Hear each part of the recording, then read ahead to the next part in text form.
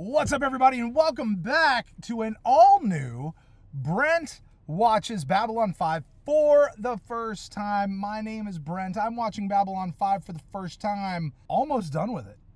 Finished the series. Now we're into the movies. Today we're watching the second movie, or is it the third? I guess if you count The Gathering. Whatever. Today we're watching Thirdspace. Now my prediction last week was, I had no idea. I had no idea what this was going to be. The only thing I could reason out was you had like normal space, you had hyperspace, and this is Thirdspace. So I'm kind of taking this Thirdspace as being like another realm of space, maybe like a Beyond the Rim kind of a thing. And I don't know, we're going to go explore or see what's going on in that Thirdspace. Is that what happens? I have no idea. No idea.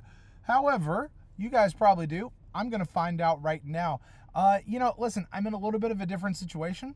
There's lots of crazy stuff happening these days over at my house and where the studio is, and lots of stuff going on in life. So I'm making the best of my time doing this in the car here at the park. So we'll try to ignore everything else going on around us. I got a few hours, so I should be able to get this in, no problem. But if anything sounds off or looks weird or camera's shaking a little too much, this is what it is. So I'm going to do my best to make it sound really good for you guys and look really good. But here we go. So forgive me for any of those things. Hey, just a reminder, while you're here, be sure to like, subscribe to the channel, like the video, share this channel, share this video with all your friends. We've had lots of fun running Babylon 5 for the first time. And now that we're kind of at the tail end of all those pieces, we've done the series proper, we're in the movies, we got Crusade coming up, a couple books. We'll roll into Babylon 5 for the second time. Really looking forward to that. Right around the beginning of the new year, I think, is when that's going to hit by the time we get all the other stuff done. So with that, why don't we go ahead and jump into this one. This is a movie, so sit back for a long one. Thirdspace. TNT presents. It was the middle of the Earth year 2261, the year between wars, and the beginning of a new age. President Santiago had been assassinated, and his successor, President Clark, was turning Earth into a prison camp. So we're post season 4, episode 6. They quarantined us. We made contact with Thirdspace, and we almost didn't survive it. Uh-oh. I only hope we never come across it again, because next time, no one's going to survive it. All right, I'm guessing this has nothing to do with being Beyond the Rim. Very ominous opening. We could make a deal, give you a piece of the action. Forget it. Look, there's no way you're coming out of this a winner. At best, it's a standoff. You mean it was a standoff? Uh-oh, who's jumping in? Now, about that surrender. It's funny. I was just about to say the same thing. Oh, it's the White Stars. On your left. On your left. I'm guessing the Russo brothers are big JMS fans. Big Babylon 5 fans. This is the White Star Fleet. It's a raiding party. Look, you got them to risk exposing that battle wagon they've been using as a base, so you're entitled to a little rest. Will do. See you back at the barn. And back home. There we go. Good opening. Good opening. That's fun. I like it. Set the tone. Show us what they're capable of. Remind us that Ivanova is a badass. Were you having an affair with my wife? No, no, no. I was not having an affair with Sheila. She's being interrupted. So are these guys like, whatever this thing is, are these Yes, he's telling the truth. friends and minions of the shadows? Or are they completely separate? Delta 6, you're the anchor. You hold here so we can link to your signal and extend out toward the target like a string of pearls. And don't stray too far or you lose contact and get lost in the gravitational eddies. And be careful. Only a moron would go this far off the beacon on purpose. There's still a chance it could be a trap.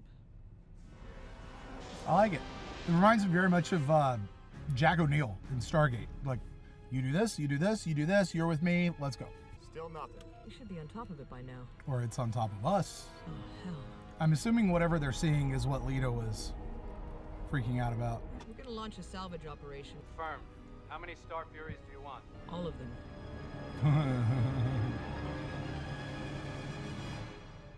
It looks like it has little guns on the top there. It's about to come through the gate. We're having to move the struts of the jump gate far enough apart to allow the artifact to get through. It's that big? They can do that? Bigger. They can move the struts of the jump gate? Distance achieved. Oh, they're towing it. So do they have the 5 White Stars towing that home, or is that just her group bringing it home?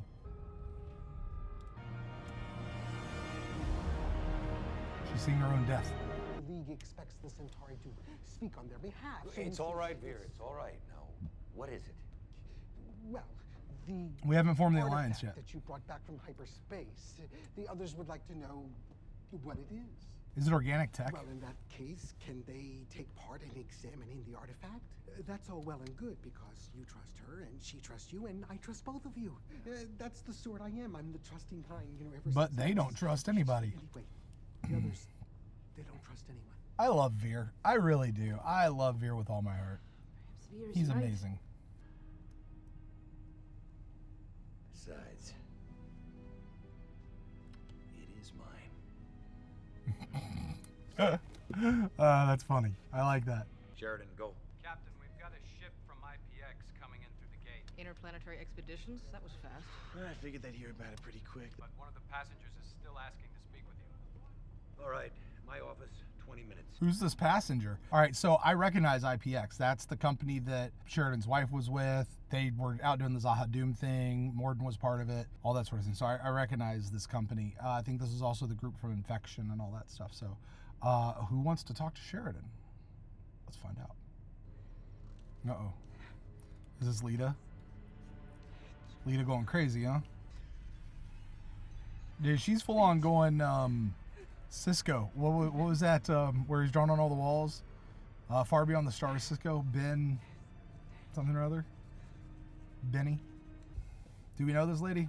Captain, Dr. Elizabeth Trent, field coordinator for interplanetary expedition. We're aware of the embargo, but IPX is it's a special case. We're aware of the embargo. We just don't care. Yourself at home.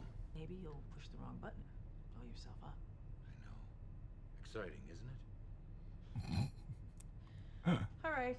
What do you want? Isn't that what Drawl said? First, some information. You will work with my people at all times. You will give us full access to your data at every step along the way. All right, Captain. Let me think about it. See, we still have to decide if what's out there is worth all these conditions. Sheridan. It is. Captain, they just finished going over the sample we took from the alien artifact. The carbon dating indicates that whatever that thing is, it's over 1 million years old. It's worth it. They couldn't have planned that even any better if they tried. So whatever's in that thing is going to take over Lyta's brain because she's a telepath on board. Surely there's more than one telepath on board, right? Or does that have something to do with the Vorlon thing in her? I wanted to ask you. Are they still a thing? Do you want to go out sometime? Oh, he's asking her out. Some dinner. Aw, she can't answer. Mine is, I've liked you ever since you got here. You're the kind of person makes a guy want to try. Is this what happened, like, when we asked, like, whatever happened between these two? I hope they don't leave this here. I hope they come back to this by the end of the film. I'm sorry. Like, clearly they don't wind up together, but... Well, maybe it was for the best. 2 dates, I probably would have married her. Poor Zach. Poor Zach. Man, brother just has no luck. I hope they don't leave that there, though. I want them to come back and let them have a conversation when she's in her right mind. Mayday! Mayday, CNC! They're on a collision course. I repeat, they're going to ram the artifact. Why are they going in at an X pattern? Take them out. Take them out, take them out. Take them out, take them out. Target's destroyed. You better get someone down to maintenance, find out what Well, the I hell gotta tell you what, more so than in the beginning, this just feels like an episode of Babylon 5, and I'm really into it right now. Like, way into it. In the beginning, did not feel like an episode of Babylon 5. It felt like its own kind of thing. This just feels like a cool episode of the show. Like I'm down for it, you know, like a missing episode, you know, maybe one they had to cut from the regular season and they came back to. It's the B-side. Like, so far, you could slot this into whatever between 2 episodes it falls in, and it would fit just fine. Jason, get a med team up here just to make sure. Security override. Those buttons don't push. Take it down. We have to stop it. We have to. Oh, was she the one doing the bots? Trying to destroy it? Yeah, she's not well there. Where's that med team? Ever since it got here, I've had the strangest feeling about it. Like I've seen it before somewhere. Makes me nervous. It's got to be connected to the Before Vorlon you stuff, ask, yeah? no, I don't know why. It just does. A low-rated commercial telepath can't sense electronics like that. Only a P9 or above could do that. Lyta's a P5. So you told me. But that rating was determined before she went to the Vorlon homeworld. We're starting to get an Very well inkling then. of her advanced psychic ability. At that point, Lyta commandeered a life pod and ejected into Vorlon space. The Do we captain know this wisely story took already? off and I feel like we know this story. we suspect that was what they were waiting for. Let's start off with a metallurgical analysis and continue with a deep field resonance scan. All right. Let's see Do we know that guy? That guy, like, on the little shuttle went down to Epsilon 3? Or did some other stuff? Probe 1, we're losing the light a little. Can you correct? We know that guy. We know that guy. Okay, this thing cannot be only affecting Evie. Cannot only be affecting Lyta. It's got to be affecting others on the station as well. Okay, where is this? What is this? Is this inside the thing? On the outside somewhere? This is the stuff nightmares are made of right here. Is this where the shadows come from?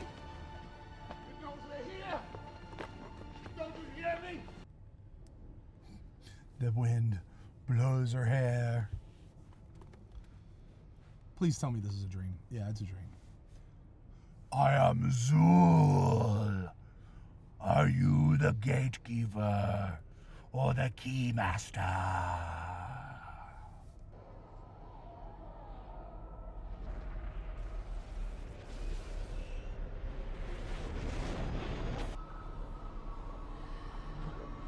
It's a Centauri tentacle. Or it's a gold. Yeah, sure. Saw that coming. All right, pause. Okay. I am 48 minutes into this film, and I am thoroughly in a spot where I'm like, okay, what the F is this thing? I need to start finding out. Like, JMS, you've done your job. You've strung me along. You've built the intensity. You've built the questions.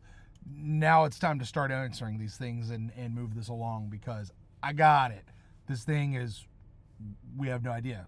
So let's go. All right, this is like some Byron level stuff right here, man. What is going on? I'm sorry. Is there something I could do for you? You're not moving fast enough. You have to go faster. You have to make it work.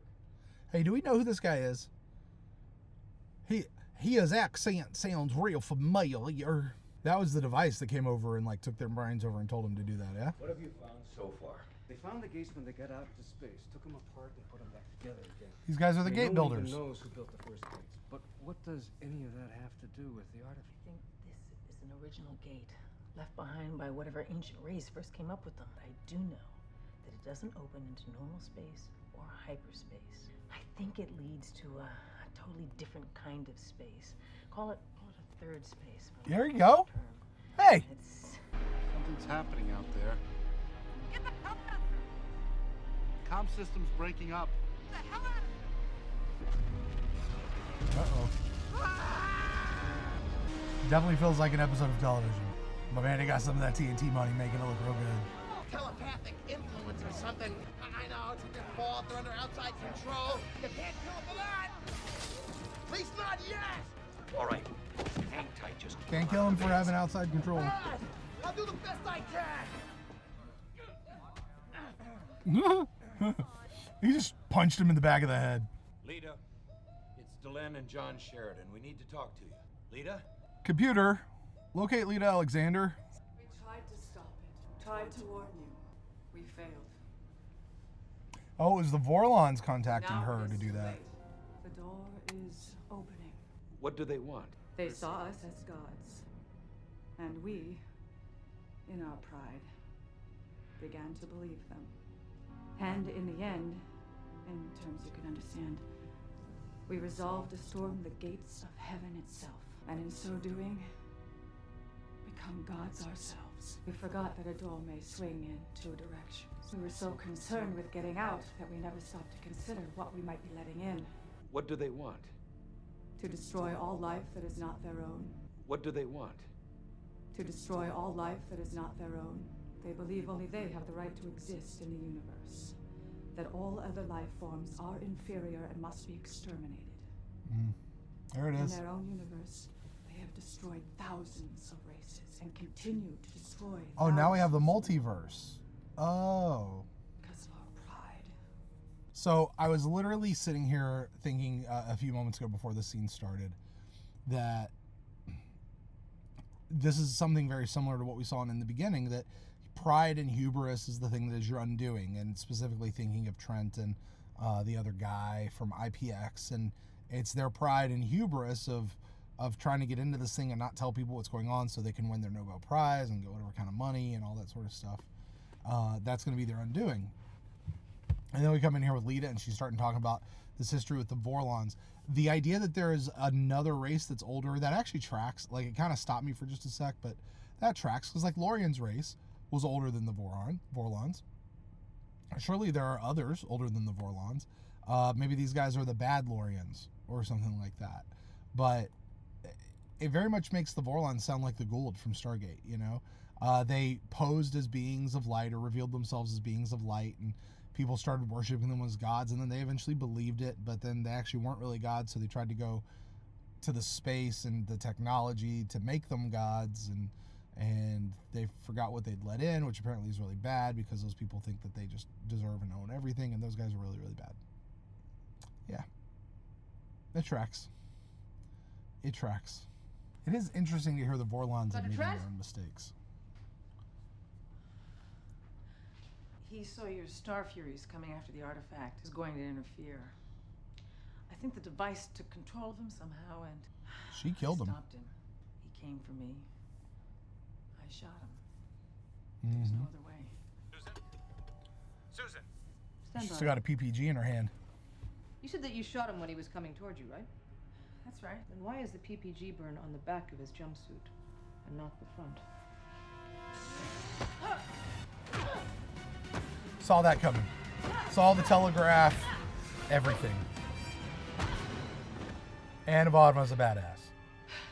Ivanova to CNC. Notify security. I need an arrest team in Dr. Trent's office ASAP. Confirmed. Come on, Sheridan, let's do something. Okay. I don't know that we've gotten a whole lot of Sheridan. I know he's been in it a few times, but we've never gotten a whole lot of Sheridan flying Star Fury around. I want to see this. He's gonna Jack O'Neill this thing. I'm in position. Go. Confirmed. Control to assault fleet. Anybody that has a clear shot of that energy field, take it. Now.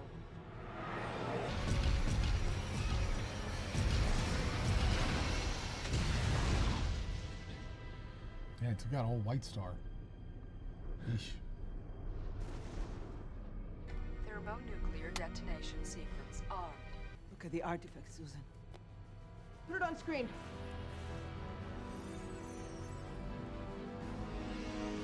Give me a break.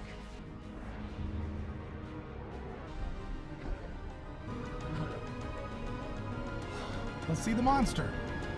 Show me the monster. Show me the monster. Show me the monster. There it is. It's a fish. Flight system, retrace path, automatic navigation, top speed. Confirmed. Because that thing looks like he's found at the bottom of the Mariana Trench kind of a fish. You know what I mean? All ships, break off. Get the hell out of the way.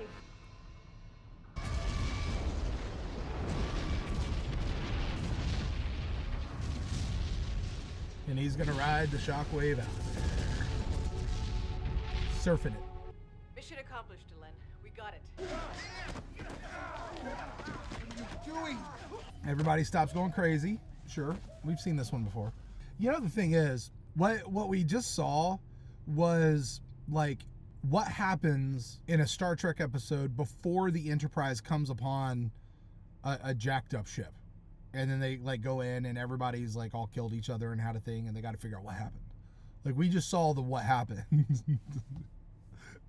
I know. Sorry, this is not a Star Trek show. I get it.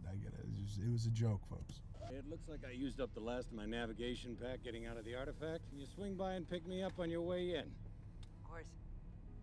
In the fullness of time. Oh, and how long is that? She's gonna let him hang out there. That's funny. Funny, Delenn. We told them that it used a telepathic trigger and caused an outbreak of fighting. And we told them that it was finally destroyed. It's all true. And of course, it's all a lie. Because there are times we don't need the whole truth. There you go. The Vorlons made an error thousands of years ago, and we paid the price for it Why encourage anyone else to do the same? All right, well, that is the movie, Thirdspace. It felt like about an episode and a half of material stretched into 2 episodes. Could they have cut it down to 1 episode? That might have been a little skimpy, although JMS is known for packing his stuff in. I did enjoy this film. I really did. I found myself, I think, at about the 50-minute mark or so, kind of going, okay, you've built up the drama, you've built up the suspense.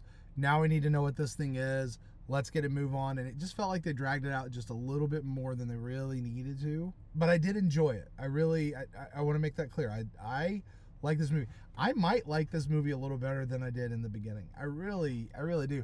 This one felt more in the vein of Babylon 5, especially in the vein of everything that was good about Babylon 5.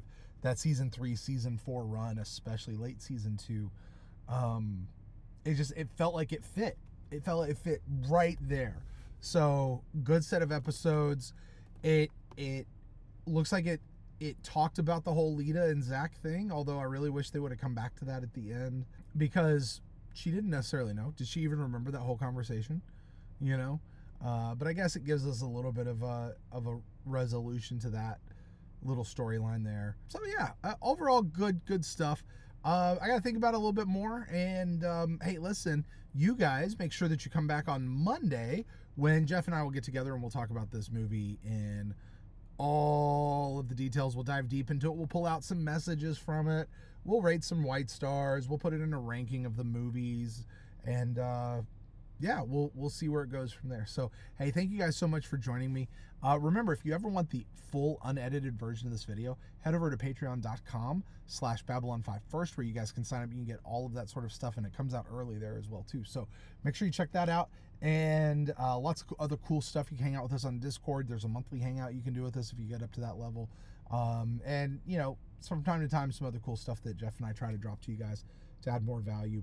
Also, while you're here, please be sure to like the video, subscribe to the channel, especially if you like what we got going on here at Babylon 5 for the first time. So with that, it's going to do it for me. Thank you guys so much, and I will talk to you guys next time. Take care.